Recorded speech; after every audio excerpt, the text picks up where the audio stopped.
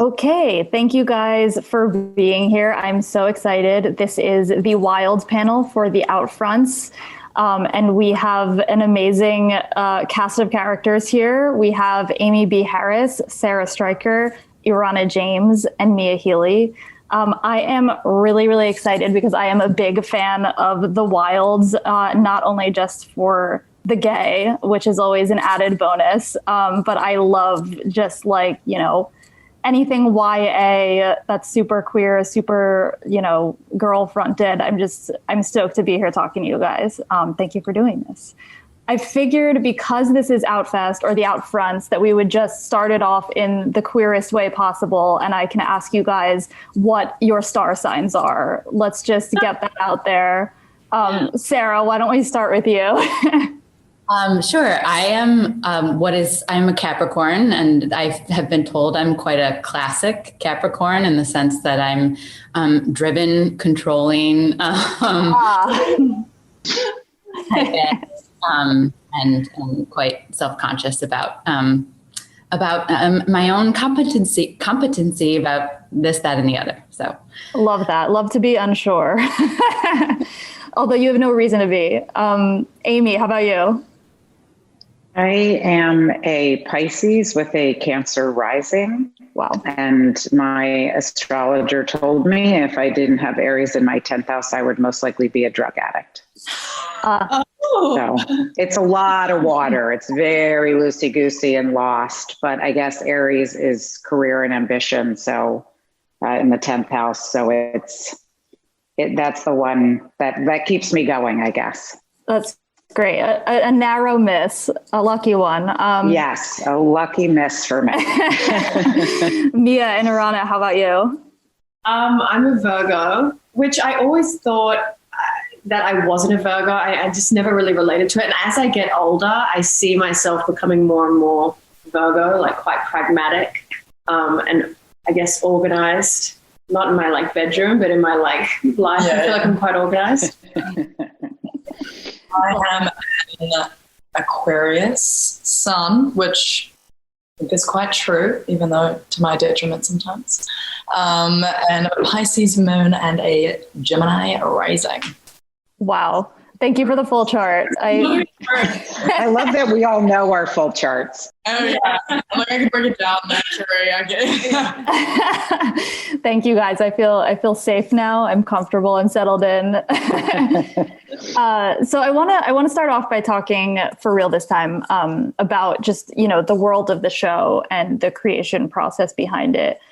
Sarah, you created the show. What was your creative process in making all of these characters, especially in regards to Tony and Shelby? Are there real people in your life that inspired them, or queer stories that inspired you? The character generation process is almost difficult to talk about very coherently, which is not a great answer from a writer who is purportedly should be able to kind of talk about the how the sausage is made. But I think there's something a little bit, once I had this premise and once that I knew that I wanted to put, 8 young women on this deserted island, I definitely thought about the ensemble. I started with Leah because she is a bit of a surrogate for myself, a very overthinking writerly type who had just been through a breakup. That was the autobiographical way in. But then once I had the notion that, okay, well, I'm going to have this ensemble around them. I want all of these young women to be, relatable, but also very distinct. And you have to kind of a little bit create a symphony when you are creating an ensemble. People have to hit high notes, low notes, people who are action driven, who can, push things forward, people who are more reluctant, that will create the conflict, people who are more emotional, less emotional, so that you have just enough grist in the mill to make the conflicts really pop. So when I sat down to actually generate the characters, it was a lot of mining into the young women that I have known in my life.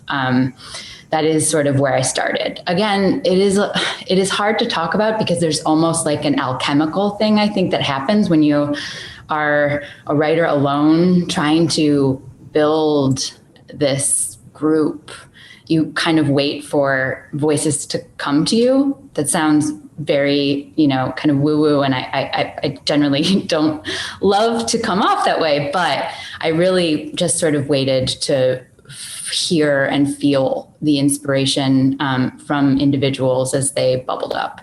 And one person who came to me was a young woman that I'd known in junior high. She was an athlete, and she had a very kind of hair trigger temper. And that was the inspiration for Tony. And I mean, this was a girl that I admired so deeply because I was this very closed off Midwestern child who never wanted to do anything wrong. And here was this girl who was so able to tap into that animal, like, I'm angry and I'm going to show it. And so I have a lot of admiration for that. And so Tony was really crafted from that place. And then, Shelby certainly came into the fold as a little bit drawn from a few of the more, I guess, faith-driven young women that I'd known in my high school years also, who, they had this incredible faith. And that also was something that I admired. Every single one of these characters embodies a quality that I really kind of coveted. To have a faith that supports you, carries you, feeds you, is something that I really didn't have. I grew up very irreligious. In terms of their sexuality, I had always intuited, again, in an alchemical sort of just, this is what I felt, that Shelby was someone who was carrying this, she was gay and she was trying to figure it out amidst the swirl and haze of this faith, a very fundamentalist faith that, made it difficult for her to express that. As for Tony, I will be quite transparent in that this Tony being a lesbian was something that I felt initially, but did not exactly lock in. We had this huge ensemble, and, Leah was such a big part of the pilot that, there was a lot of meditation on her character. But for the others, it was like, okay, I'm going to flesh them out this much, but there are some things that I felt almost reluctant to really lock in. And Tony's sexuality, was one of them. I wanted to create this inclusive ensemble with many different young women from many different backgrounds, of many different racial, socioeconomic origins. And, when it came to Tony, for example, she is an Indigenous character. She is from Minnesota. She is an orphan of sorts, a child of the foster system. That's so many layers of things that I personally am not, that, when it came to really thinking about her sexuality, I was like, okay, I'm going to be very careful about this. I'm going to maybe not lock it in the most certain way. And I will wait until the writer's room. That's really the beauty of a writer's room, I think, which is why I love television much more than I enjoy writing for film, which is you get to kind of build out this beautiful room of voices that then give voice to your characters. And I think for me, obviously I came in after the pilot, but for me and for Sarah, it was such a thrilling thing to be able to have these new voices in the room with very different perspectives, came from very different places. And Tanya Kong, who was one of our writers, an athlete, identifies as queer, Asian, so it's like we suddenly had like all these new beautiful voices in the room who could really speak to places that Sarah and I didn't necessarily always feel like we were coming from a place of power in.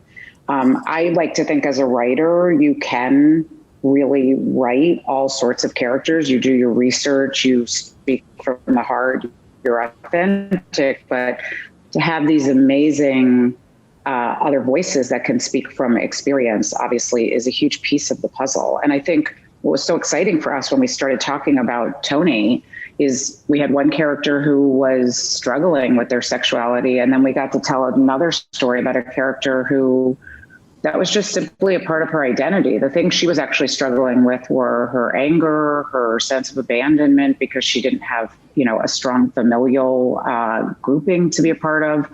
So for us, that's when it got really exciting. And then to realize like, oh, the yin and yang of these two characters coming together will be really beautiful for both of them because it will hopefully allow Shelby to become herself and become authentic, and would allow Tony to take a breath and have less fear. Now, of course, the journey in that is the exciting experience. You don't get to just have one event and then be calm in yourself. If that was the case, I'd feel a lot better in the last 30 years. You're constantly growing and evolving. So that's the joy of it, I think, is and the excitement. And I think and what people I think are tapping into is that we're showing a lot of different experiences, and hopefully they feel really authentic to people. Yeah, and I think they do. And I do think that like something that a lot of people, especially young women, relate to about this show is that it shows the span of queer experience and has a diversity of experience in so many different, places outside of the LGBTQ community. Well, Amy, something I wanted to ask you was, you've been producing television for teens and young women for so long, from, Gossip Girl to the Carrie Diaries. I mean that in the utmost respect way. I 100% embrace my experiences. They are, deeply proud of them. So it's been a long time and I'm grateful for it. You should be. I identify as being raised on Gossip Girl. So thank you. But what I wanted to talk to you about is, what do you think makes the Wilds so relatable to and current to young women and teen girls today? Like, why is this the show that so many young girls have latched onto in the same way that they have for your shows in the past? It's interesting because they're obviously Sex and the City, Gossip Girl, Carrie Diaries, The Wilds. They're all very different in terms of tone, energy. But I think actually what they all sort of have in common is even Gossip Girl, which is so heightened in its the world it portrays, the people in it are very authentically a part of the worlds that they're in. And I think what Sarah did so beautifully in the pilot in creating these characters is you see yourself in these people. So even if you're not Blair Waldorf living in a penthouse, you have parents who have ignored you and who haven't seen you for like the inside parts of you. So you become cold and bitchy and scary, or you become broken and addicted. And I think like what the Wilds has done that I loved about Sex and the City is we used to say like, Sex and the City is about being naked, and not literally. It was like we were really exposing emotions, I think, in a way that people had not seen in women before. Like they were raw. They were authentically themselves, even if it wasn't always appealing. And I think it's hard for me in the moment of being in an experience of a show to totally understand why it's hitting such a great mark. But I do think like the raw authenticity of characters allows you to care for them because you see yourself in them, or you feel you know them, and then you invest. I mean, twists and turns are great and are always a fun part of a show.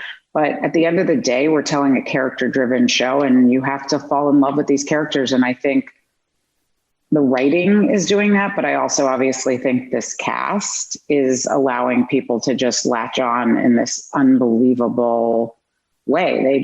They look at Shelby and Tony, they look at Leah or Dot, they see themselves in them, even if it's not an exact replica of them. It's like there's an essence that they feel seen. And I think that's what makes shows work for people. Totally. And I want to talk about the fan base. I think it's no secret that The Wilds has a very fervent fan base. I think, Tony and Shelby, just from what I've seen online, have one of the biggest ship fandoms these days.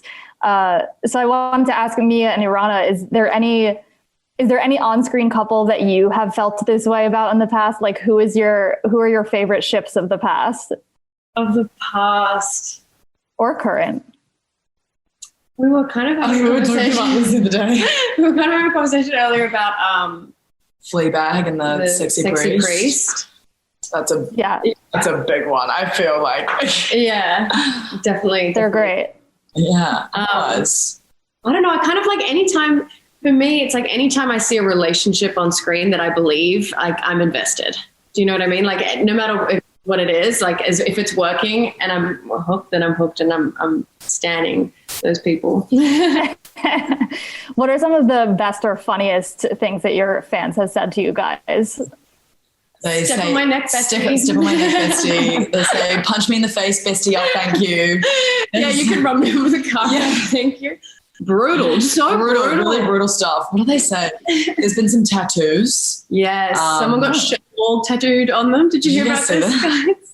Someone got shell tattooed on the name and also the face. They got the silhouette of Shellbald. So this is only funny because one of the things Sarah had hoped for when we would be in the writer's room, that there would be some fan art along the way. And I'm so superstitious and nervous. And I was like, poor Sarah, there's not going to be any fan art. Maybe there'll be one person and then we'll just be, and now it's they're also doing fan art of us. I was like, if you had told me, I just was so ready to be hiding under a table and feeling like they're not one. And then there's a tattoo of Shellbald. Yeah.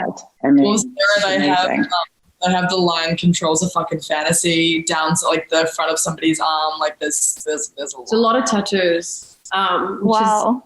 Very cool. Yeah, a lot of aggression. They want us to punch them in the face, step on their throats. Yeah. Sort of someone you'll get that, yeah.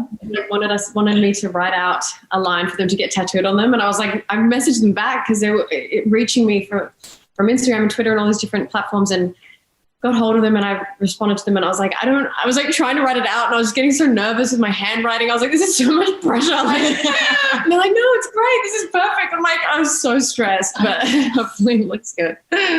That is so funny. And I mean, just so you guys know, and it is the highest honor of the lesbian community to be asked to be punched in the face or run over. I'm gathering that. If you're getting asked those questions or those demands, you're doing something right. Mia and Erana, this is for both of you guys. You guys have such, palpable chemistry on screen. Will you talk a little bit about how you first met and how you guys came to find that together? So we first met on my birthday, and we were doing the pilot. We were waiting in the production office, and you came in and chatting. Our eyes met. No, we started chatting in the office, and then went and got dinner and hung out, and then it literally was just the rest was history. We just kind of had an instant connection, and then straight after the pilot, we went and lived in LA together. 5 days after we flew out of the pilot, I went back to Wellington, packed 2 suitcases, and flew to LA to see Mia. So it was just we just had the best time. We just became so close instantly. And I guess we've just always had that chemistry was already there. And I think because we know each other inside and out, it kind of allows us when we're acting together, when we're playing these characters to kind of... It's just a lot of trust between us. And so, when we get to play Tony and Shelby and they are finding their trust together, it's so amazing for us because that's already... between we get to spend that time as the characters, purely being the characters. We don't have to really worry about connection. The connection between us, because it's just there. So it does a lot of the work day for on us. set. We were on set, and I was like, oh God, like I need to be working a bit harder. Like I need to. And then it was like, well, the hard work would be in having to try to connect with somebody that I'm not already connected with. But since we were already so disconnected, it was like that just makes the job so much easier. We were doing the scene when we were. Can we say? We were doing the scene where we were hanging out, and then I remember walking away being like, it just feels too easy. Remember? It's just happening too easy. And then we're like, wait a second. That's a good thing. I think. Tell me if I'm wrong. Amy, sorry. It's a good thing. How do each of you feel like you are similar to your character, and what do you like about them?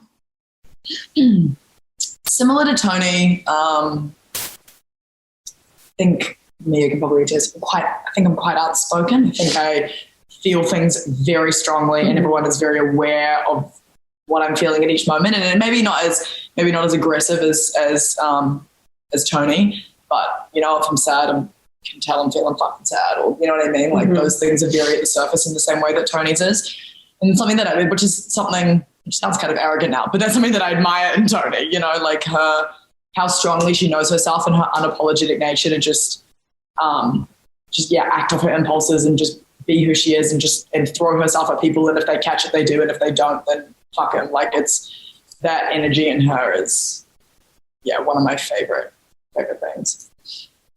I feel like Shelby and I are similar in the sense that we're both quite gregarious and quite positive people. I think we're similar also in the way that we both kind of like, not like you, like I kind of will put my feelings aside to push another agenda, I guess, or kind of, it's easier for me to kind of shut off to get something done, to do a job, to achieve something. And Shelby definitely does that. She can bury until like the guilt that comes in, and like then it just explodes. I also think we carry guilt kind of similarly, not as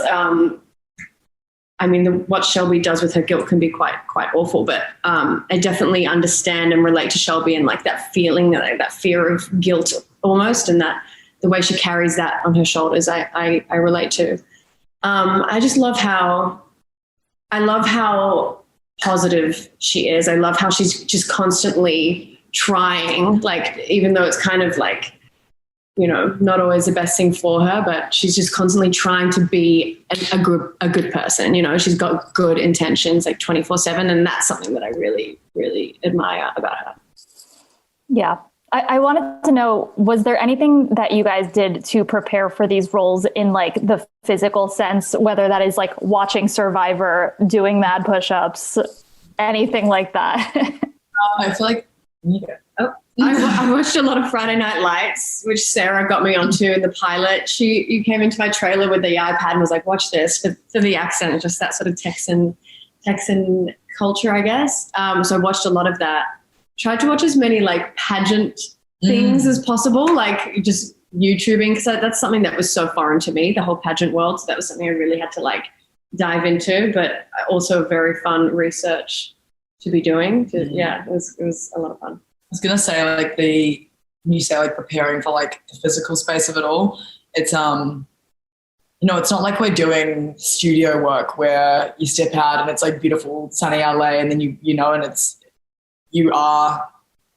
the physical happens for you. Do you know what I mean? Like you're in these environments and they're like tearing you down and throwing you around, and so the push-ups, like like that kind of thing, it just isn't necessary, because if you're sprinting in and out of like waist deep water, like your heart's pumping, like your adrenaline's going, your legs are moving, like the environment helped us prepare really. Yeah, it was, sure. She was our friend.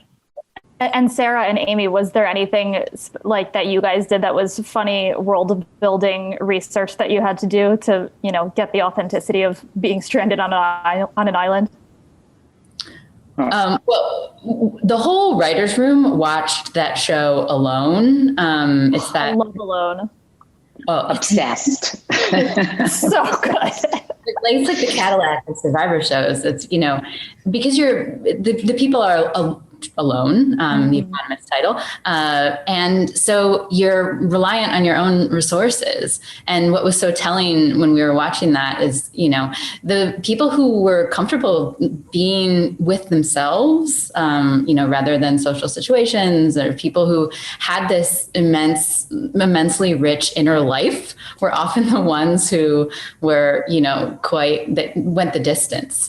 And I think it was just encouraging for us in the writer's room to really lean into that, because, when it comes down to it, all of these characters really do have rich inner lives and a lot of resources that maybe they didn't even know about before they were on this island. But as they're there and they're discovering things, they're discovering the depth of their resilience. Then it really shows, and they, are outperforming, I think, what they would have even expected for themselves. So that was definitely a big informative source.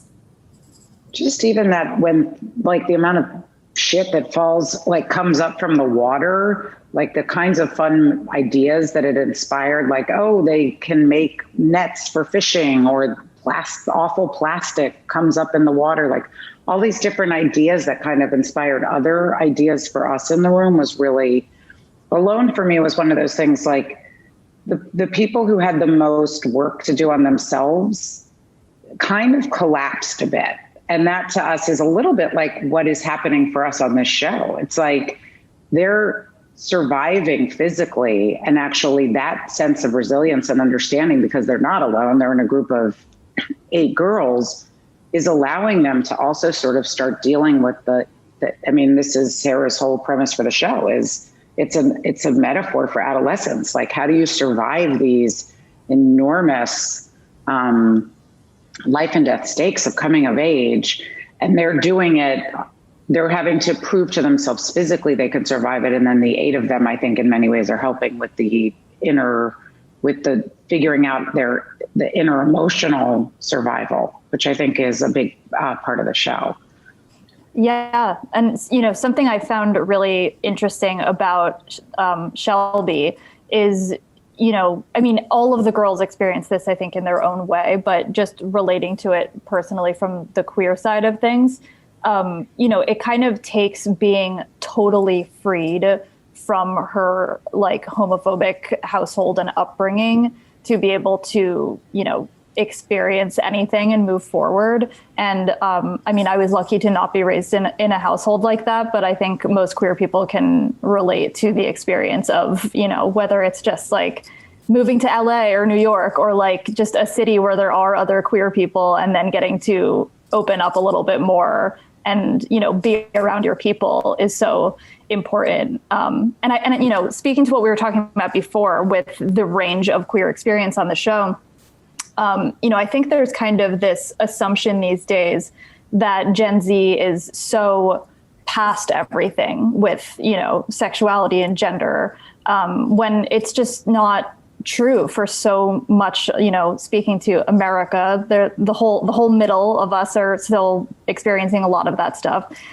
So I wanted to talk to you, Mia, about this. Would you say, in your experience, from what you've seen in your own life, what do you think about, is our culture generally pretty accepting of queer people these days? Or, can you see how both stories really play out in real life?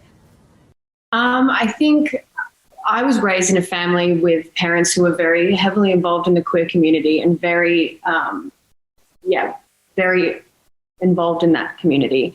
And it was interesting for me growing up and reaching towards the end of high school and early high school, and realizing that people were like using homophobic slurs, and I didn't really understand what it even meant, because it's just not the kind of the home that I'd come from and the environment that I'd been brought up in. And I think, becoming an adult and realizing what queer people really go through all the time, and the history that's there doesn't just go away overnight. And it's not something that, that people can just sort of like accept one day, and everyone's just like going to be legends about it. Like there are still some people out there that are like not. So I think what's really good is like shows like this, you know, showing queer people and having that be accessible to people across the world to like go on Amazon and watch, or like any other show that tells queer stories, and watch these characters just be completely themselves and be human. And it's a shame. It's a shame that people have to kind of, like what you were saying earlier, like kind of free themselves from the shackles of their upbringing or their home in order to be free in themselves. But I guess it's kind of true. Like sometimes you have to lose yourself in order to find yourself. And I think that's a huge thing in the queer community. I think that's a big part of the culture. But yeah, I don't think it's gone away at all, for sure. Yeah. And Erana, you play a queer Indigenous character, an identity that we almost never see represented on TV, if ever. I'm not sure. What was that like for you, and how did you bring your own experience to the role? Yeah, I mean, it's amazing being able to play Indigenous character. Like when obviously being Indigenous and coming into this industry, you hope that there's people that are going to write stories that you're able to tell, or that there's going to be a space for your voice here. And so then having Sarah and Amy write this character that is Indigenous, and, you know, I'm Māori. And so then there's also this other side, since I'm from New Zealand, it's like, and you're trying to come into an American industry. And, you know, I'm aware that the truest experience that I can tell is one of being an Indigenous Māori person. And so being able to just play an Indigenous person, period, without having to be specific on where that person is from, but just speak from that experience is like, it's amazing. It opens up the opportunity of storytelling for me, and also opens up the opportunity for people to see themselves in that character, regardless of just being Indigenous anywhere. And then going back to what I was saying before about like one of my favorite things about Toni, about how fiercely she knows herself, and that being wrapped up in her queer identity it's just so powerful. And doubling her queer and her Indigenous identity, and how it's something that she's just is so fiercely strong in. I admire her a lot for it, I think. Yeah, no, and both of your characters are so great on, the opposite sides of the spectrum in some ways, and they're both great to see. On a much lighter note, Mia, you are on TikTok like so many of us in the past year. I just want to know like what corners of TikTok you're on, because my algorithm went straight to lesbian TikTok. I'm on like baby TikTok and sword TikTok. Like, what is your For You page? It changes. When I first got TikTok, it definitely went straight to lesbian TikTok, and I didn't know much about TikTok, and I was just like, fuck, this app is sick. You know what I mean? And then it changed, and then it went to like food. We were talking about baby TikTok the other day. Gender reveals. I don't know why that was like, I don't know how it works, but it's constantly changing. But there's always dogs. I'm always on dog TikTok. That's always been Is anyone else here on TikTok? I mean, like I have a TikTok, like I do. And I when the show started coming out, people started following me. I was like, I changed my name to like Blonde Bed at 69 or something ridiculous. I don't know. But now everyone knows. I don't know how they found it. But I am on TikTok, but I don't know, there's a lot of social media to keep up with. So I'm like kind of cleansing myself of a few at the moment. So I've like let go of Twitter. I'm in the process of letting go of TikTok. Like I'm just trying to, but TikTok is one that I miss and I think about often, which probably is. Yeah. It's so fun. Also, I saw, Amy, your hand went up. You're on TikTok? I am on TikTok. I have a daughter, so I have a daughter, so I'm trying to kind of figure out what she's into. And there's a lot of Stranger Things edits, and she's interested in all the wild edits. So we watched those together. And she's very into makeup transformations, not the sort of beautiful ones, but the scary with latex and blood. So that's become a big part of my TikTok life. And dogs are always going to be a part of my TikTok life. And that would definitely be the lead on my FYP page for sure. Somebody sent me a TikTok the other day that was like a makeup change that somebody like painted their face so much that they looked identical to Cate Blanchett. And it wasn't even like, I was like, I don't even find this cool. This is like scary. Like, the makeup ones for me are truly incredible because it's like, it goes from like, it looks like they have a zipper. Like I'm so blown away by the artistry actually on TikTok. I'm super impressed. Yeah. Yeah, it's a great space. And I feel like, queer people have really found a home on TikTok. And I'm sure that there are some pretty crazy, the wilds edits, as you guys are saying. I will be searching for them after this. It's definitely a lot of Shoni. Yeah. For sure. That's where all the tattoos are coming from, is Shoni TikTok. So we only have a couple of minutes left. I just wanted to ask a couple more questions. Sarah, something that I have heard you say in a past interview is that the island is a metaphor for adolescence. I was wondering if you could just elaborate on this, because I think it's such an interesting and timely idea. And how that might specifically apply to Tony and Shelby and the queer experience, if you can. Yeah, I mean, I think that adolescence is such a part of our lives that we all vividly remember if you have, passed beyond it. And if you're in it, it is so intense and vivid. It is just an incredibly heightened time of your life, emotionally, on a familial level, in terms of your self-discovery. And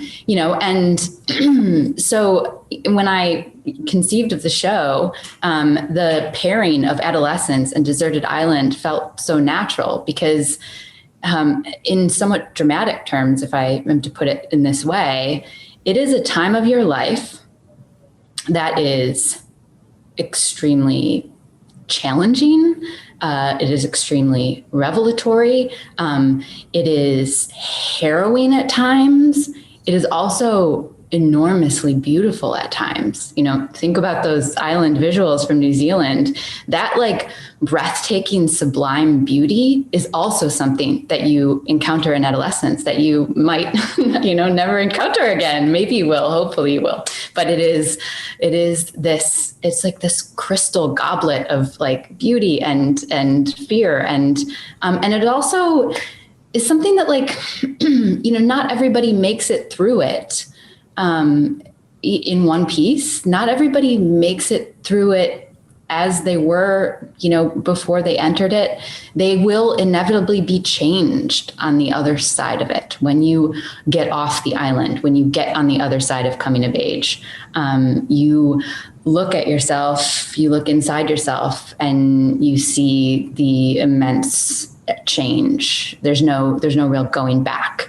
And that's what's happening with these young women, when they are off the island, as we've seen, they are, patently not the same in some really incredibly positive ways, and this is the kind of Gretchen's thesis that she's probably going to end up really pointing to, which is that I might have put these young women through the hell of this island, but there's a lot of strength that came out of it. That's the essence of that metaphor. And it just keeps revealing its truth as we move forward. Yeah, totally. Okay. So to wrap this all up, I just wanted to know, throwing this out there to anyone who can answer, if there's anything about season 2 that you can tell us, especially if it has to do with Shoni. Come on. You will get to see more of them. You will get to see more of them. They will not leave the island. You will get to see more of them this season. Yeah, I think, look, we're on a journey with these characters that we adore, and I think we can comfortably say we come back to the island. So we're going to be very much with Shoni. As the next portions of the show and the things that have happened to them at the finale become, how that affects them. So nothing's ever a straight line. How's that,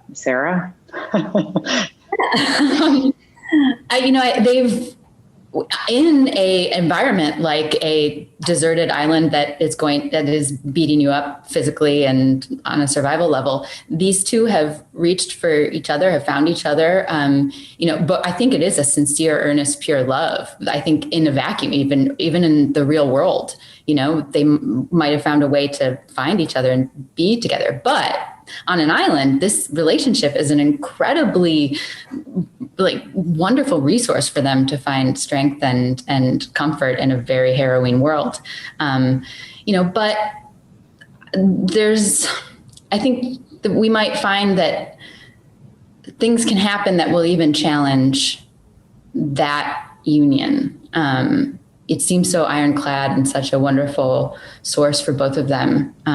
But there are elements here that can challenge even the tightest of this. As tight as this bond is, it's not invulnerable. No one is safe. That was a threat. I'm definitely going to be getting some scary Twitter responses to that, I'm sure. Oh no. Well, no one is safe, including me. remember that punch me in the face, run me over. These are good things. So if it's not, all right. Well, thank you guys so much for doing this, for being here. This was so fun. And I'm looking forward to season 2. Thank you so much, Jill. Thank you so much, Jill.